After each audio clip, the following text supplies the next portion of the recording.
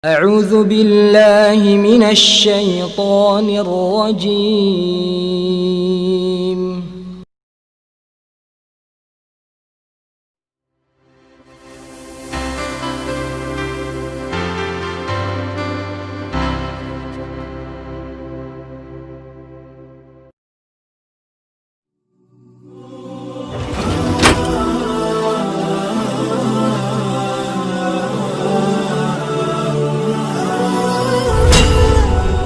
Assalamualaikum warahmatullahi wabarakatuh.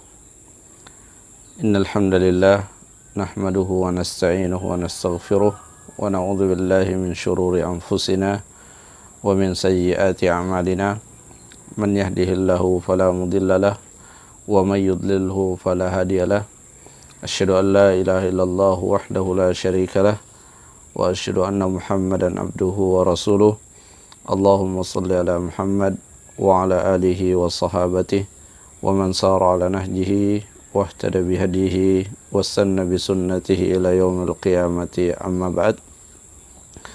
Alhamdulillah, pada sesi yang pertama kita telah menjelaskan urgensi daripada akidah yang sahihah, dan insyaallah pada sesi yang kedua kita ingin menjelaskan pembagian tauhid dan pengertian daripada tauhid.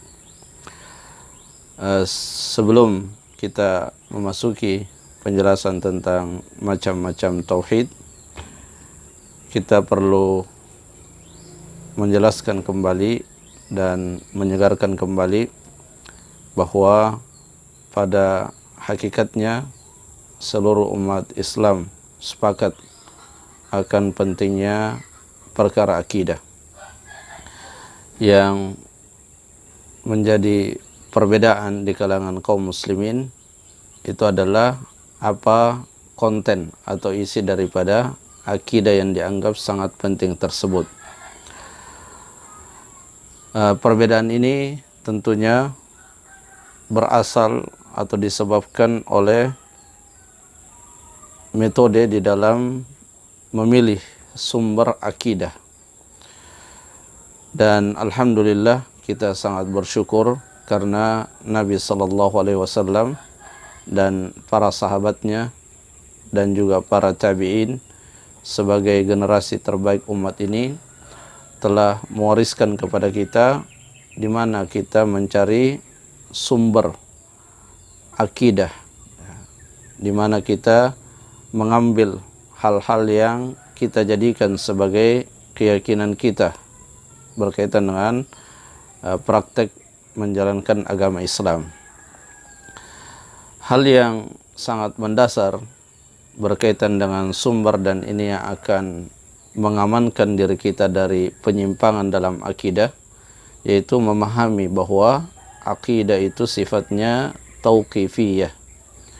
Tauqifiyah itu adalah istilah yang mengandung makna bahwa tidak bisa ditetapkan suatu akidah, suatu keyakinan kecuali berdasarkan dalil dari asy-syari' berupa Al-Quran dan sunnah Nabi SAW yang sahih. Jadi sumber akidah itu tidak bisa diambil dari pendapat seseorang, kebiasaan, tradisi, tapi akidah itu hanya diambil dari Al-Quran dan sunnah Nabi SAW yang sahih. Inilah hal yang sangat prinsip berkaitan dengan akidah.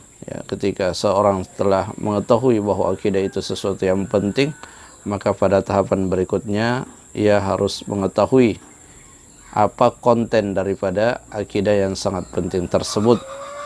Dan untuk mengetahui konten daripada akidah, kita harus tahu dari mana kita mengambilnya. Dan tadi sudah kita jelaskan bahwa akidah itu tidak diambil kecuali dari Al-Quran dan sunnah Nabi SAW. Inilah yang membedakan akidah dengan fiqih. Kalau fiqih itu terkadang sumbernya dari ijtihad para ulama, meskipun ijtihad itu juga berasaskan pada Al-Quran dan Sunnah Nabi Sallallahu Alaihi Wasallam. Ya, tapi dalam perkara akidah itu tidak ada ruang untuk kemudian berijtihad. Ya, sehingga dalam meyakini sesuatu kita tidak meyakininya kecuali kita telah mendapatkan bahwa yang kita yakini itu benar-benar bersumber dari Al-Quran dan Sunnah Nabi Sallallahu Alaihi Wasallam.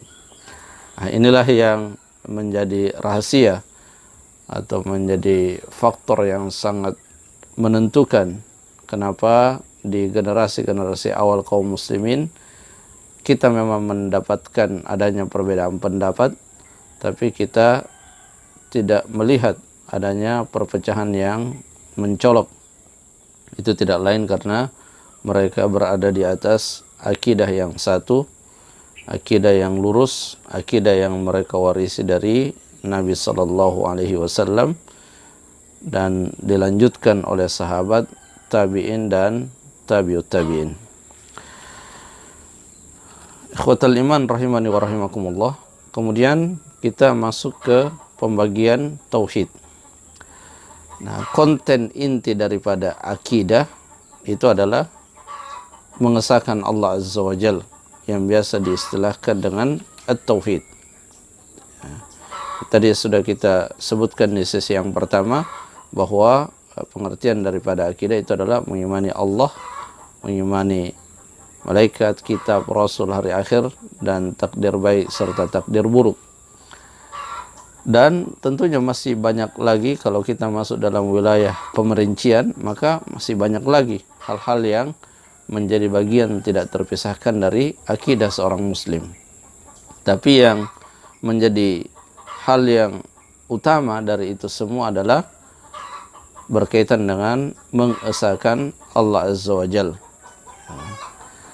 atau yang biasa diistilahkan dengan at-tauhid. Ya, bahkan beberapa orang ulama diantaranya adalah Ibnul Qayyim rahimahullah ya, menjelaskan bahwa Al-Quranul Karim itu kalau dicermati dengan seksama pada hakikatnya keseluruhannya berbicara tentang tauhid, baik berbicara tentang balasan orang-orang yang bertauhid, berbicara tentang penyempurna tauhid, tapi intinya semuanya berbicara tentang tauhid. Nah, tauhid atau tauhid yang diambil dari kata-kata wahada yuwahidu yang artinya mengesahkan. Ya, mengesahkan. Siapa yang disahkan? Allah Azza wa Jalla.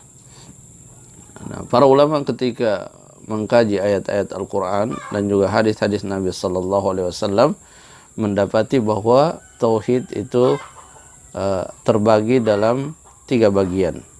Ya, secara dalil yang sharih, dalil yang redaksinya mengatakan tauhid itu terbagi 3, memang tidak kita dapatkan. Tetapi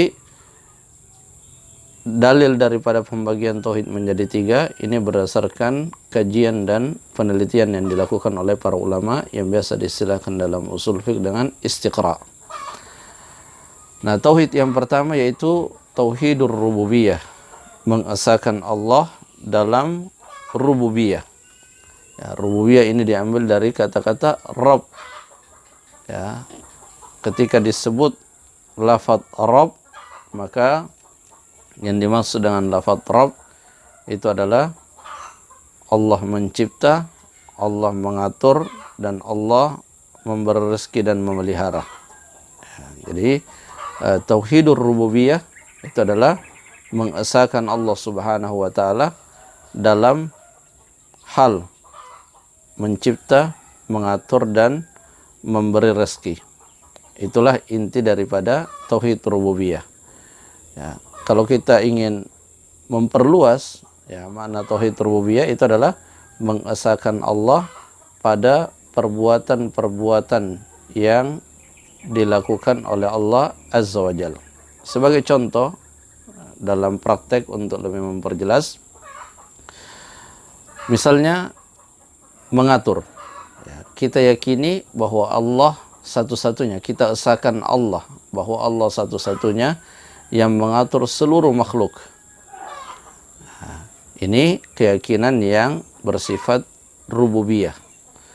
Maka ketika misalnya terjadi musibah atau terjadi suatu peristiwa yang tidak biasa terjadi, ketika seseorang menyikapi peristiwa itu dengan keyakinan bahwa itu adalah pengaturan dari Allah, maka dia telah benar dalam tauhid rububiyah.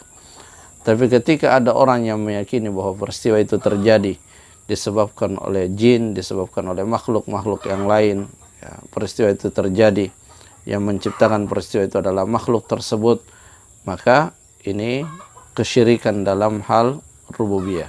Ya, sama juga dalam hal memberi manfaat dan mudarat. Itu adalah kekhususan yang hanya dimiliki oleh Allah dan tidak boleh kita yakini ada pada selain Allah Azza wa Jal.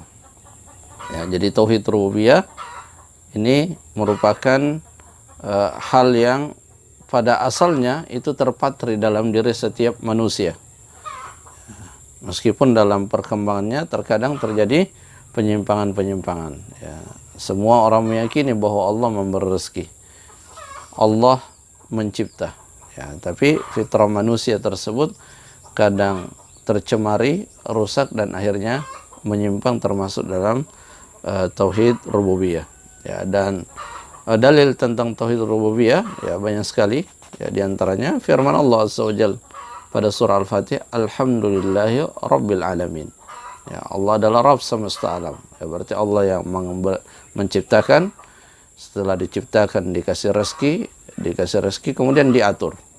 Ya, Allah yang mengatur siang, malam, hujan, panas. Ya, ada yang sakit, ada yang meninggal, ada yang sehat, ada yang jadi penguasa, ada yang jatuh dari kekuasaannya. Itu semua adalah pengaturan Allah Azza wa Jalla dan kita harus meyakini seperti itu. Itu yang pertama, tauhid rububiyah. Kemudian yang kedua, tauhid uluhiyah. Ya, jadi tauhid rububiyah ini menunjukkan kemahakuasaan Allah Azza wa Jalla. Perbuatan-perbuatan yang dilakukan oleh Allah dan tidak bisa dilakukan oleh siapapun. Ya, kapan ada orang meyakini bahwa apa yang dilakukan oleh Allah bisa juga dilakukan oleh selain Allah, maka itu berarti dia telah syirik dalam rububiyah. Nah, tauhid rububiyah ini disebutkan di dalam Al-Quran, bahkan sering diulang-ulang dalam Al-Quran. Ya, semua ayat-ayat yang menyebutkan Allah mencipta, Allah memberi rezeki, itu semua adalah bagian dari dalil tentang tauhid rububiyah. Dan Allah mengulang hal tersebut di dalam Al-Quran, termasuk di ayat yang pertama kali turun, Iqra bismi rabbikal ladzi khalaq. Ya, di situ disebutkan tentang tauhid rububiyah. Itu tujuannya adalah supaya orang yang telah meyakini dan mengakui bahwa Allah Azza wa Jalla sebagai pencipta, itu meyakini juga bahwa Allah satu-satunya yang benar untuk disembah. Ya, jadi ketika seseorang berpikir dengan benar, ya, dengan akalnya yang sehat dan selamat, maka sangat tidak masuk akal kalau kemudian dalam hal mencipta dia yakini Allah sebagai pencipta, tapi dalam hal menyembah dia menyembah sesama yang dicipta oleh Allah Azza wa Jalla. Ya, akal yang benar akan mengatakan bahwa yang benar disembah adalah yang telah mencipta, yang telah memberi rezeki dan telah mengatur. Nah, pada bagian tauhid uluhiyah, ya, tauhid uluhiyah ini biasa juga ini bagian yang kedua, ya, tauhid uluhiyah bagian yang kedua. Ini biasa juga diistilahkan dengan tauhidul ibadah. Ya, yaitu mengesahkan Allah dalam ibadah. Jadi kalau tauhid rububiyah mengesahkan Allah dalam perbuatannya. Ya, jadi semua perbuatan yang dilakukan oleh Allah kita harus yakin bahwa hanya Allah satu-satunya yang bisa melakukan hal tersebut. Menurunkan hujan, itu kita yakini Allah satu-satunya yang bisa menurunkannya. Nah, tauhid uluhiyah adalah mengesahkan Allah dengan meyakini bahwa Allah satu-satunya yang benar untuk diibadahi. Ya, dan inilah yang menjadi tema utama dakwah setiap Rasul. Seruan utama para Rasul itu adalah mengajak manusia untuk hanya menyembah kepada Allah Azza wa Jalla. Jadi kalau disebutkan tentang tauhid rububiyah, itu tujuannya untuk mengajak manusia hanya menyembah Allah Azza wa Jalla. Ya, dan inilah yang menjadi arus utama di dalam seseorang berdakwah, yaitu selalu mengajak manusia untuk mentauhidkan Allah Azza wa Jalla dan menjauhi segala bentuk kesyirikan. Karena akar dari seluruh kebaikan itu ada pada tauhid, dan akar dari seluruh keburukan itu ada pada kesyirikan.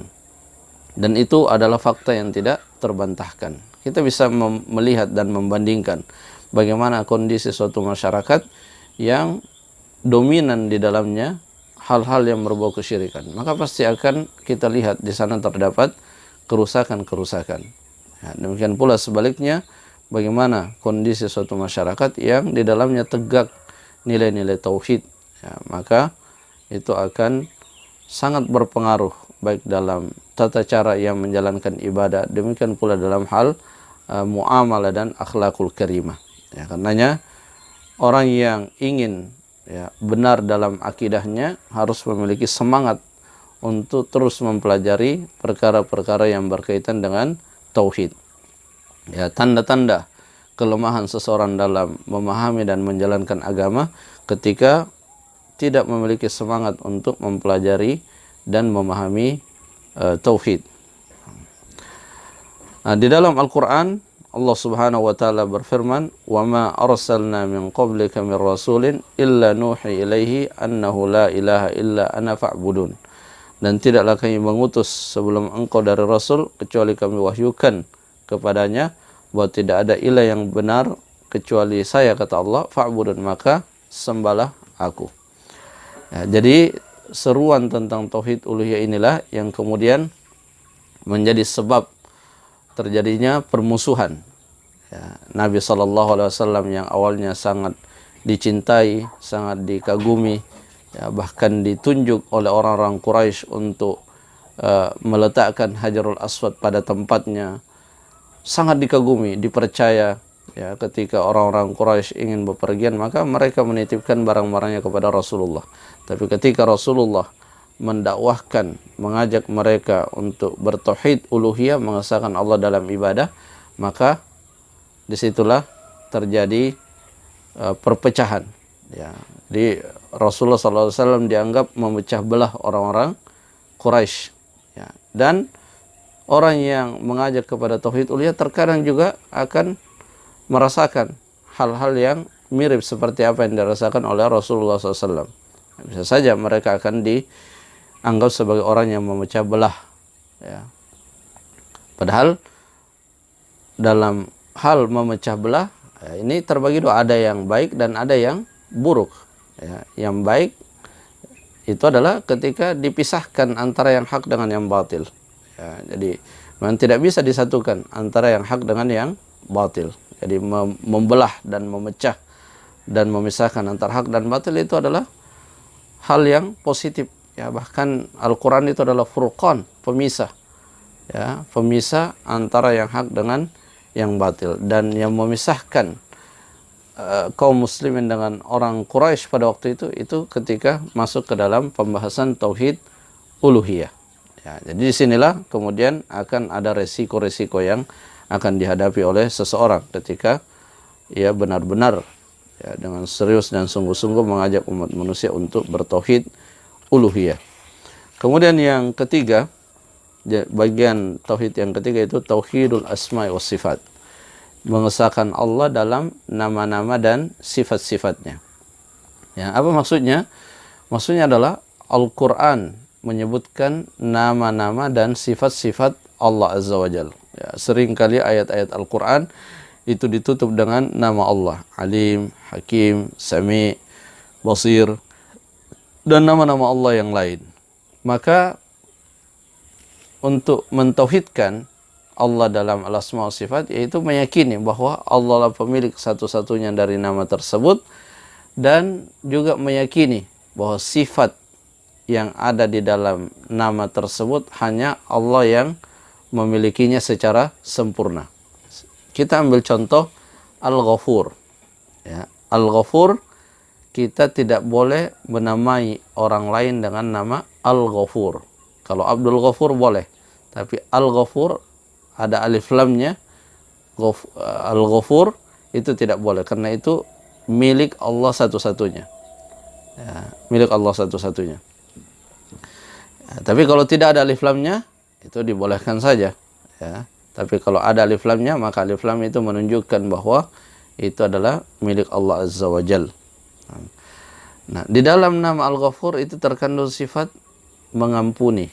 Itu maknanya, jadi Allah Maha Pengampun, berarti Allah mengampuni. Maka sifat mengampuni yang dimiliki oleh Allah itu adalah sifat yang sempurna. Ya, meskipun bisa saja ada beberapa sifat Allah Subhanahu wa taala secara nama sama dengan sifat manusia, seperti mengasihi. Ya, manusia juga punya sifat mengasihi. Tapi yang berhak untuk memakai nama Ar-Rahman itu hanya Allah Azza wa Jal. Karena sifat kasih sayangnya Allah itu adalah sifat yang sempurna, dan kita tidak boleh meyakini ada yang memiliki sifat itu kecuali hanya Allah Azza wa Jal. Ya, dan terkait dengan tauhidul asma wa sifat, ya, Allah Subhanahu wa taala mengancam orang-orang yang menyimpang dalam tauhidul asma wa sifat akan disiksa oleh Allah Azza wa Jalla. Dan penyimpangan dalam tauhidul asma wa sifat itu secara garis besar ada dua. Ada yang menafikan nama-nama atau sifat-sifat Allah Subhanahu wa taala, dan ada juga yang menyerupakan sifat Allah dengan sifat manusia. Inilah kelompok yang menyimpan dalam tauhidul asma'i was sifat.